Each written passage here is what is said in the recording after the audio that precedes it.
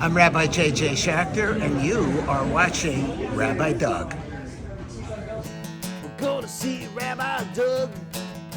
We're gonna see Rabbi Doug. We're gonna see Rabbi Doug on your TV tonight. But Daddy, I want to watch Monday Night Football. Forget about Monday Night Football. There's no other thing we're gonna watch on Monday but Rabbi Doug. Yeah, Rabbi Doug on TV tonight. We're gonna see Rabbi Doug. Oh, everybody talk about Doug. Shalom and welcome to Taped with Rabbi Doug. We are here at the Illinois Holocaust Museum and Educational Center for Yom Hashoah, Holocaust Memorial Day 5785, the 80th anniversary of the end of World War II. And we remember our 6 million brothers and sisters who are fallen with tonight's program here in Skokie, Illinois. So join us as we commemorate this very important day on the Jewish calendar here on Taped with Rabbi Doug. We're here at the Illinois Holocaust Museum on Yom Hashoah, and I'm here with Rabbi Jacob Schacter. And it's an honor to have you back on the show again after all these years. We have met many times before over the years, and he's been on our show before at APEC in Washington, D.C. He's from Yeshiva University, and he brought with him this book, The Rabbi of Brookline, The Life and Times of Herschel Schacter by Rafal Medoff. And tell me, why did you bring this book with you? And what is the occasion that you came to Chicago to speak on behalf of the community for Yom Hashoah? I was invited by the museum to come to speak today, Yom Hashoah, and in particular to share the story of my late father, Rabbi Herschel Schacter, who was the first American Army chaplain to enter into a concentration camp 80 years ago last week. So in commemoration of the 80th anniversary, someone here thought that his story would be appropriate to share and that I would be the one appropriate to share. How awesome, how awesome. We all know who he was because he is a legend, and it's my honor to have you with us. And thank you again, and I hope that tonight is a moving experience for you as it is for everyone else here today. It's moving for me. It's Yom Hashoah is moving, 80 years is moving. Yes. And to be able to retell pieces of my father's story is incredibly important to me. Very nice, very nice. Once again, let me just show the book once again. The Rabbi of Brookline, The Life and Times of Herschel Schacter. Beautiful, beautiful. Thank you so much for being with us, and we'll be back right here on Taped with Rabbi Doug. This year's commemoration of the 6 million Jewish lives that were taken holds profound significance, because this year we also mark the 80th anniversary of the end of World War II and the Holocaust. And now we welcome Rabbi Schacter to deliver his address.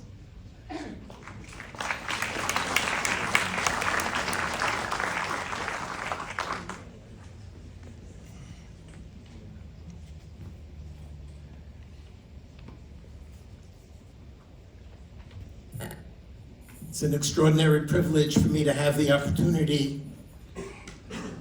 to spend some time with you this evening, reflecting on the Shoah, reflecting on the Holocaust, and reflecting on the impact of the Holocaust, reflecting on the history of the Holocaust. I want to begin with a quote. When I stand before you here, judges of Israel, to lead the prosecution of Adolf Eichmann, I am not standing alone.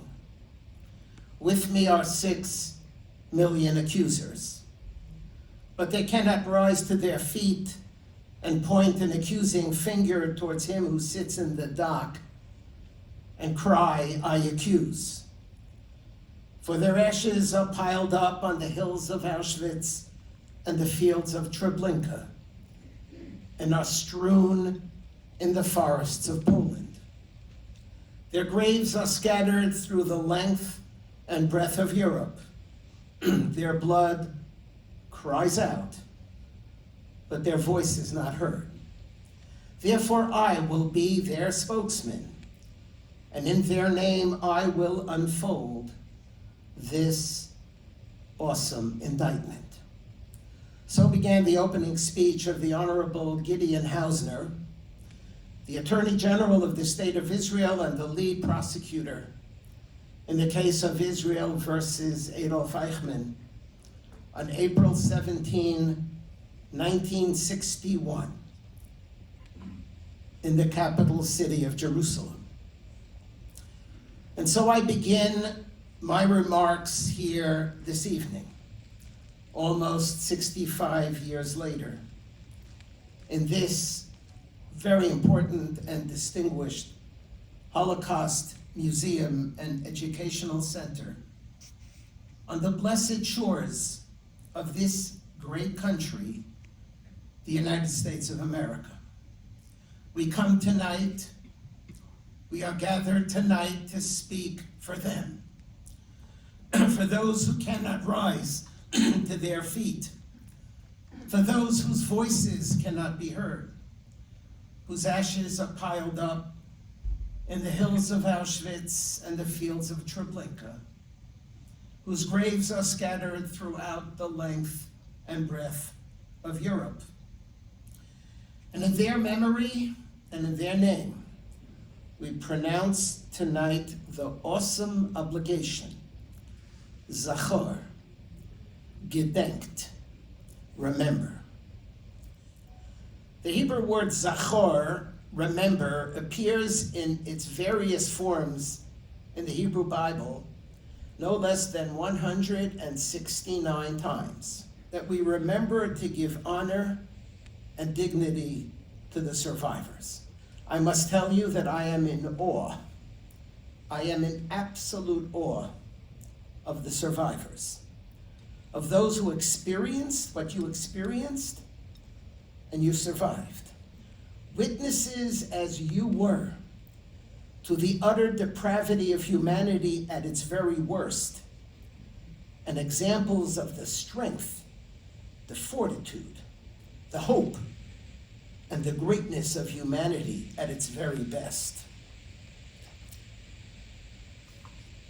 You were exposed to the most malignant radiation of human cruelty, and you emerged from your experiences not with fantasies of revenge, but with fantasies of respectability and decency. You responded to the total assault of death by an extraordinary outpouring of life. And so in memory of those who were killed and in honor, I don't know, I don't want to bother you, but I would ask you, if you could, 3 survivors, if you could please stand for a moment. I don't want to make it difficult for you. Marguerite, if it's too hard, we understand. We just to acknowledge your presence. Thank you. I am absolutely overwhelmed.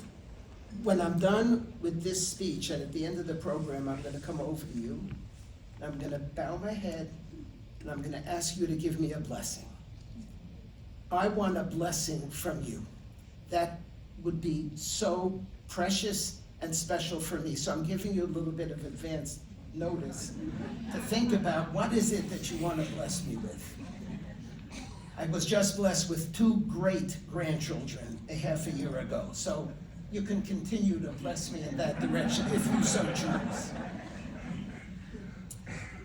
I want to focus this evening on one particular aspect of Holocaust memory, on the good people, those who did good deeds, who brought life to death, who brought light to darkness, and hope to tragedy. I was asked this evening, and I quote from the letter of invitation, to underscore the enduring power of hope and faith amidst unimaginable horror. And I was invited to focus specifically on one person, namely my late father, and what he did as an American Army chaplain, thank you, as an American Army chaplain, what he did after the war. My father's name was Rabbi Herschel Schacter. He volunteered to fight in 1942. He was a pulpit rabbi in Stamford, Connecticut. He had rabbinic ordination from Yeshiva University. He was the first one to receive rabbinic ordination from Rabbi Joseph B. Soloveitchik when he came to join the faculty of Yeshiva University after his father died in 1941. He was shipped overseas in January of 1945. He was in General Patton's Third Army. He fought in the Battle of the Bulge. And he was in the front lines when the American troops captured section after section of Germany in the spring of 1945. And he entered into the Buchenwald concentration camp on April 11th, 80 years ago this year. And what he saw stayed with him and through him to all of us, the members of his family, for the rest of his life and for the rest of our lives. He passed away at the age of 95 in March of 2013, a little more than 12 years ago. Much has been written by many describing the impact that my father had in the immediate aftermath of the liberation. I want to choose passages from two books. The first one, the book is entitled Out of the Depths, written by the former Ashkenazi Chief Rabbi of Israel, currently the Ashkenazi Chief Rabbi of Tel Aviv, Rabbi Yisrael Meir Lau.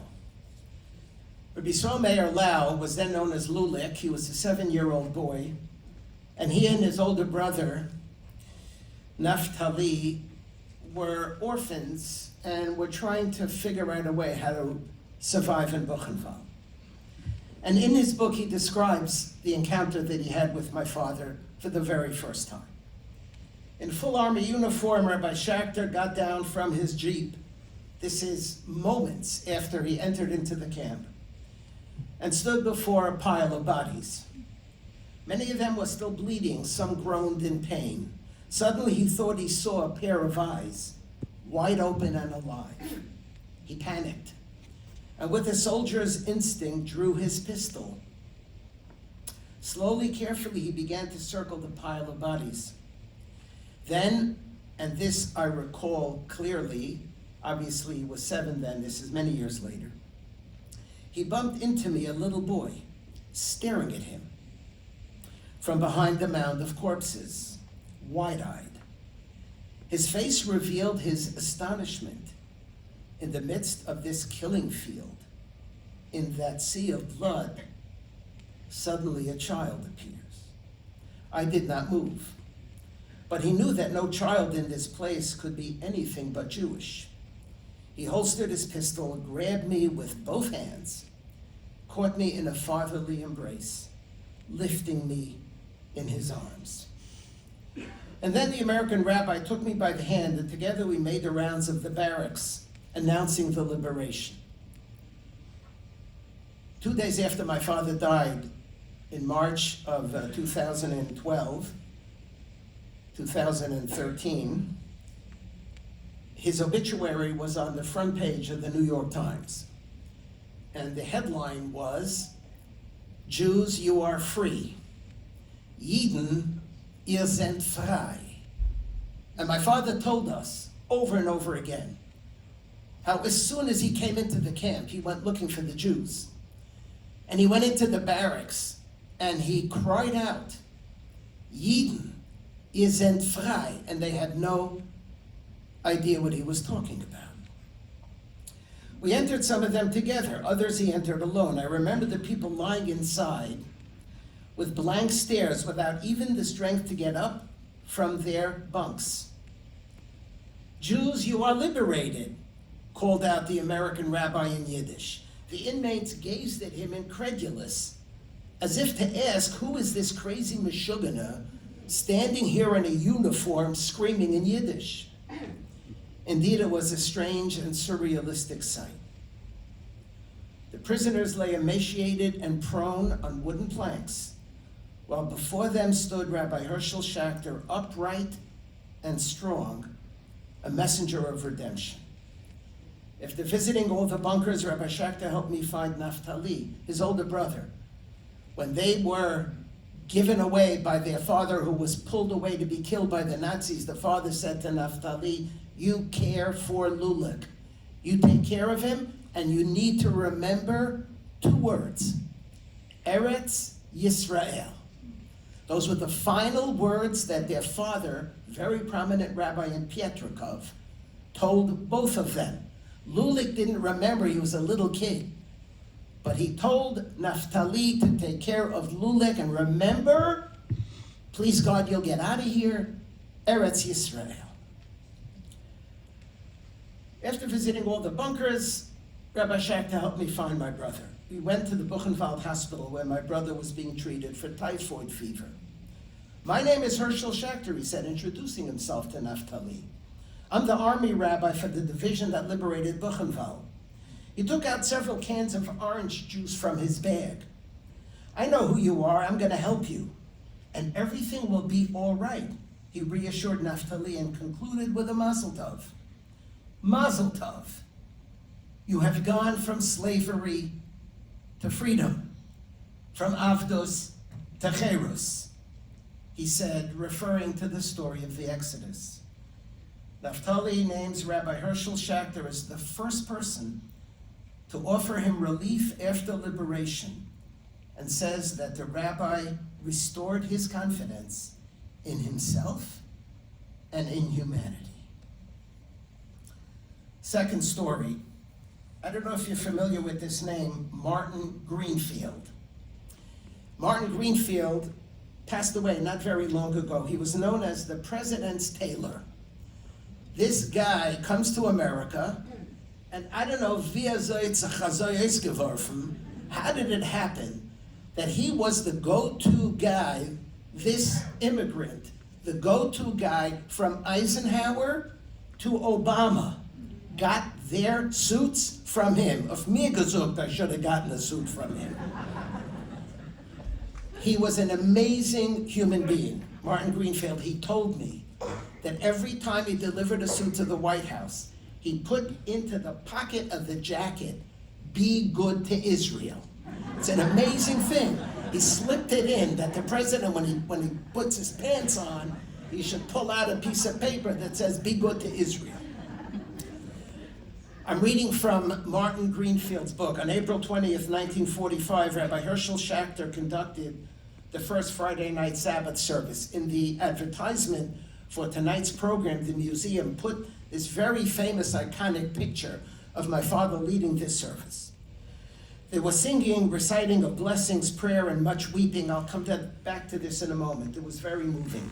The next day, Rabbi Schacter was mulling around outside the barracks. In Yiddish, he said, "Sedu Ayid, Sedu Emerson can read Yiddish. There's somebody here who can speak Yiddish." "Ich can," I said, "I can." "Thank you. Wie sind die Yidden? Where are the Jews?" "Well, this is the Czech barrack," I told him, "and I'm one of the few Jews here." "Oh, Rabbi," I said, "I attended your service last night. It was very beautiful. But may I please ask you a question?" "Of course," he said. "Rabbi, I must know, where was God?"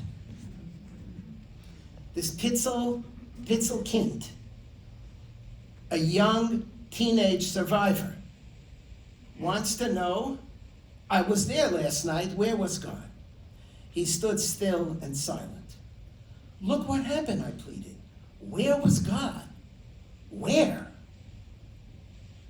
"There are no answers to certain questions," he said, staring off in the distance. "That is a question for which there is no answer." I lowered my head and I cried. Rabbi Schacter wrapped his arms around me and he held me. 50 pages later, 40 years later, it's now 1985. Martin Greenfield is Chushavayit. He's a very prominent individual. He's a very well-known survivor. He gets invited to the groundbreaking of the United States Holocaust Museum in Washington. That's when it opened in 1985. Gets front row seats. And he writes the following: "During the ceremony, an old rabbi got up to make some remarks. I'm Michael him, he called my father an old rabbi got up to make some remarks. His face looked familiar, but I couldn't place him.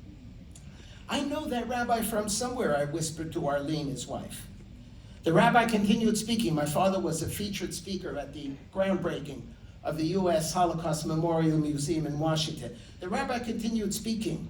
He explained that he had witnessed the Nazi atrocities of the Holocaust firsthand, and he was a chaplain in the U.S. Third Army and liberated Buchenwald. No way, I thought, it can't be him. And then, as if God himself was winking down at me, the rabbi told a story that I knew very well. After the liberation, he recounted a young boy asked him a question that he could not answer, and that question was, where was God? It's him, I excitedly said to Arlene after the ceremony. I found the rabbi. Rabbi Schacter, my name is Martin Greenfield. I was at Buchenwald. I was a little boy who asked you the question. Rabbi Herschel Schacter told me that he lived in the Bronx. We stayed in touch until his death in 2013. Every time we visited, no matter the occasion, we relived the story together. But standing there at the Holocaust Museum dedication, which had turned into a Buchenwald reunion, with tears streaming down our faces, all we could do was to hold onto each other. I didn't want to let go of him. He didn't want to let go either. To experience once again that connection, to stand with the man who held me as a boy when my spirit was forever shattered by the Nazis and their lust for death and darkness, I felt as though I was kissed by an angel. That's really very powerful. Go grow up in the house of an angel. It was amazing. My father was an incredible human being, and he put the bar very, very, very, very high. I want to share two stories. I'm not keeping track of the time, so I don't know who I'm looking at. So I'm going to tell one story, and if I have time, I want to tell another story. My father talked about his experiences all the time. He traveled when he came back to the United States after the war, 1946, 1947. He was still single, and he traveled in his army uniform length and breadth of the United States telling the story. After my sister and I were born, told the story, not just at the Pesach Seder, but all the time. And I heard this story many times from him. That first prayer service. My father said to me, this is the first time that there was a minyan, that they were davening. And there's this picture. If you look at the picture, it's incredible. They're survivors, many of them still in their striped uniforms. And on the side, there are American soldiers. The place is packed. The room was the Kino Zala, the movie room, where the Nazis retired in the evening to watch movies after they did what they did all day. And it was taken over for a minyan, and the place is packed. And he's standing in front, and he's leading a service. And he said to me, you can't imagine what was going on in that room. This was the first time that every single person in that room had a chance to say Kaddish. You know what it means for them to say Kaddish? They knew exactly what happened to their parents and their grandparents and their spouses and their children and their cousins. They knew exactly. Many of them had to bury their parents and their spouses and their children. And the Kaddish was unbelievable. It was earth-shattering. And they're crying and they're overwhelmed. And he's trying to lead the service. And he's trying to daven, and all of a sudden from the back of the room, one guy screams out at the top of his lungs, in welche Gott davenst die? Zu der Gott, was hat reingeworfen bei Mom and Tat in crematorium? Translate. To which God are you praying? You're praying to the God who threw your mother and father in the crematorium? At the top of his lungs, and everything stops. Everything stops, you can imagine. disruption, pain, screaming. My father was 27 years old. What's he gonna do?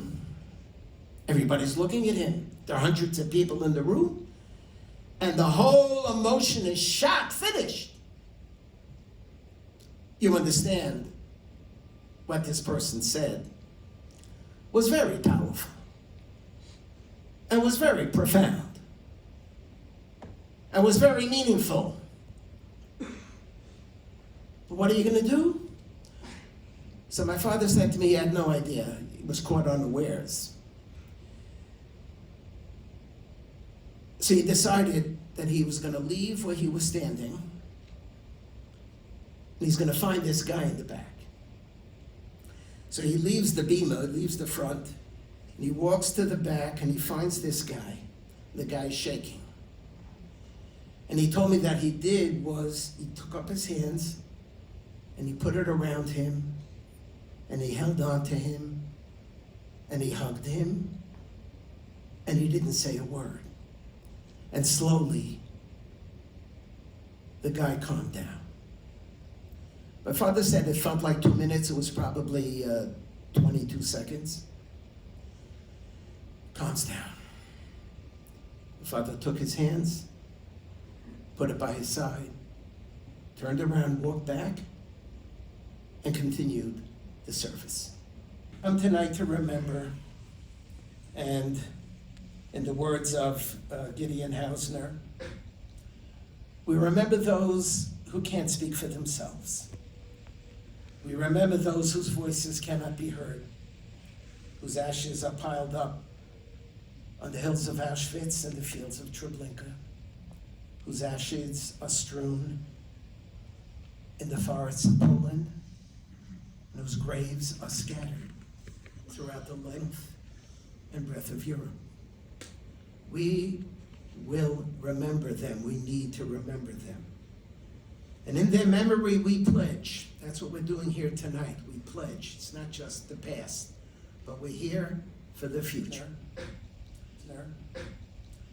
In their memory, we pledge that we will do whatever we possibly can to ensure a world free of hatred and bigotry and intolerance, to ensure an America powerful and peaceful and protected, and to ensure an Israel strong and safe and secure, its people vibrant, vital, and vigorous. Zachor, gedenkt, remember.